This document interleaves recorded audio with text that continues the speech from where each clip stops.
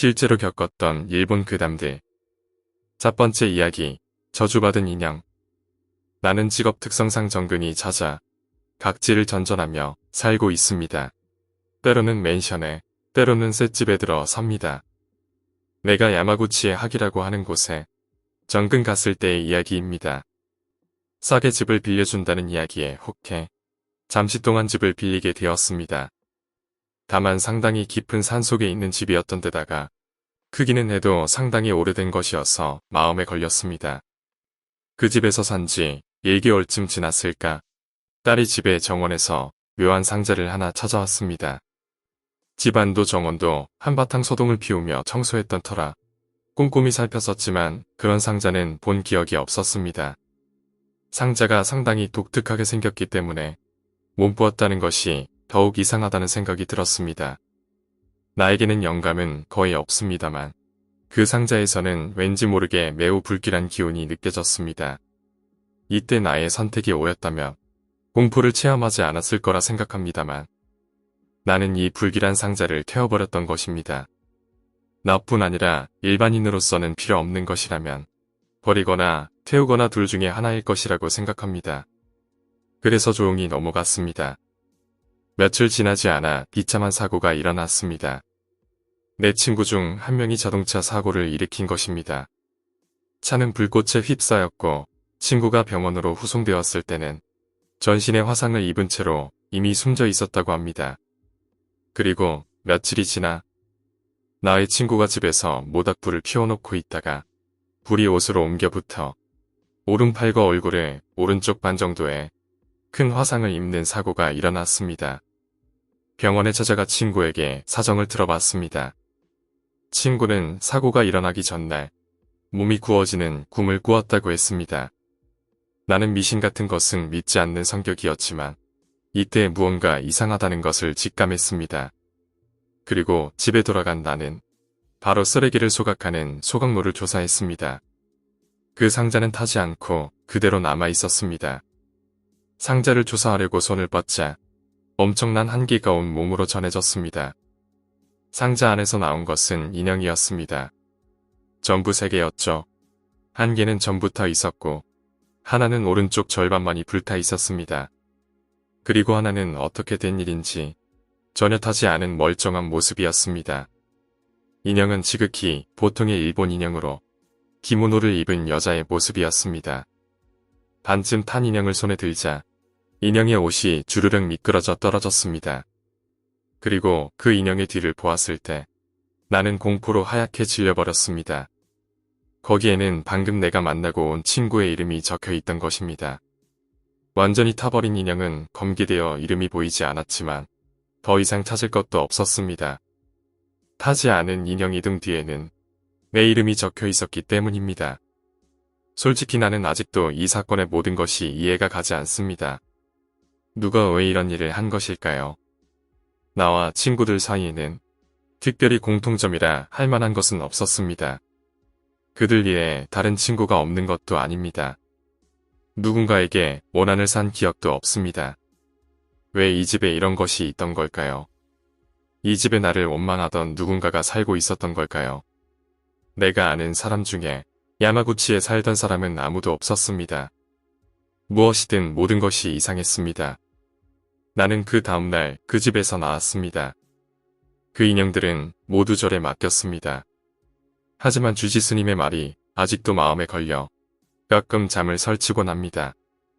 저희 절에서 거두어 두기는 하겠지만 이것은 공양한다고 하니 떠나는 것이 아닙니다. 이것은 살아있는 사람의 원한이 아니에요. 두 번째 이야기, 저주가 적혀 있던 종이.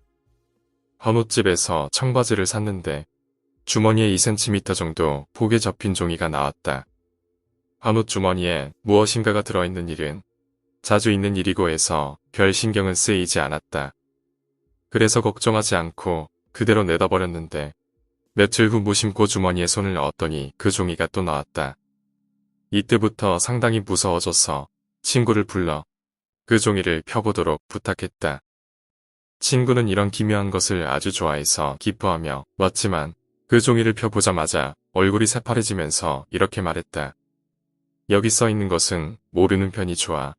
이 종이는 내가 공양해 둘게. 나는 따로 믿는 종교가 있는 것은 아니지만 무서운 이야기는 낮에도 듣지 못하는 겁쟁이기 때문에 내용은 듣지 않기로 했다. 다음날 친구는 스쿠터에 치여서 오른쪽 다리가 부러졌다. 분명 그 종이 탓이라고 생각한 나는 친구에게 종이의 내용에 관해 물어보기로 했다. 친구는 상당히 기가 죽어서 평소의 건강한 모습과는 정반대였다. 그런 상태의 친구에게 물어보는 것도 조금 신경이 쓰였지만 사고까지 일어난 만큼 미안한 마음이 들어서 물어보았다. 하지만 친구는 자신이 부주의해서 사고가 난 것이지 그 종이는 관계가 없다며 계속해서 가르쳐주지 않았다. 하지만 몇 번이고 알려달라고 조른 끝에 친구는 드디어 내용을 이야기해 주었다. 나는 죽었는데 너는 왜 살아있는 거야? 라고 잡다하게 글자가 휘갈겨 써 있었다는 모양이다. 덧붙이자면 그 종이는 친구가 신사에서 공양했다고 한다. 이렇게 비가 쏟아지는 밤은 무서운 이야기가 머리에 달라붙어서 잘 수가 없다. 세 번째 이야기, 그녀에게 고백하러 갔다. 어느 대학에 다니는 남학생에게 최근 너무나도 신경이 쓰이는 일이 생겼다. 심야 아르바이트에서 돌아오는 길에 있는 아파트의 창에 별을 바라보고 있는 소녀가 있다. 그 소녀는 실증도 나지 않는 듯 밤하늘에 빛나는 별들을 바라보고 있었다. 처음에는 그다지 신경 쓰지 않았던 그도 그런 날이 며칠이고 계속되다 보니 자신의 마음속에서 점점 소녀의 존재가 커지고 있다는 것을 느꼈다. 그리고 어느 날 자신의 생각을 더 이상 참기 힘들어진 그는 아파트의 소녀에게 고백을 하기로 결심했다. 뛰는 가슴을 겨우 억누르며 계단을 올라 드디어 소녀의 방 앞까지 왔다. 초인종을 눌렀지만 대답이 없다.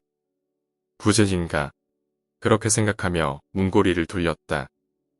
의외로 저항 없이 문이 열렸다. 거기서 그는 모든 것을 깨닫고 말았다. 자신이 마음에 품고 있던 소녀는 창가에 목을 매달고 있던 것이었다는 것을 말이다.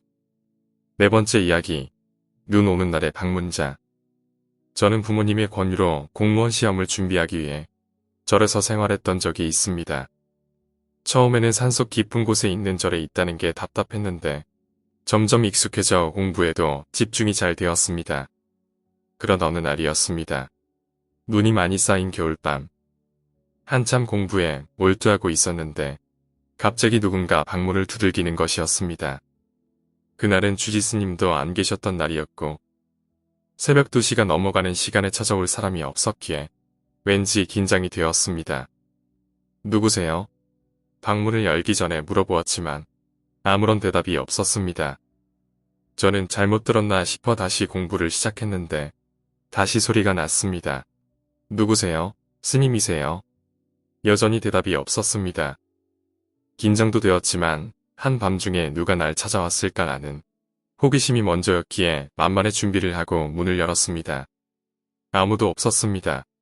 하지만 절의 앞마당에 발자국이 있었습니다. 제 방 앞에 마루에서부터 계속되고 있었습니다. 매일같이 공부만 해서 무료했던 터라 발자국을 계속 쫓아가고 싶은 생각이 들었습니다. 마치 탐정이 된 기분이었습니다. 발자국은 절에서 벗어나 산속으로 향해 있었습니다. 점점 산속으로 들어가고 있었는데 이상하게도 불안하진 않았습니다. 오히려 더 흥분되고 호기심이 커져갔습니다. 정신을 차리고 보니 지금까지 본 적 없는 전망이었죠. 평소라면 위험해서 오지 않았던 벼랑 근처였습니다. 순간 오싹해졌습니다. 게다가 발자국을 따라왔다고 생각했는데 어느새 발자국은 사라져 없었습니다.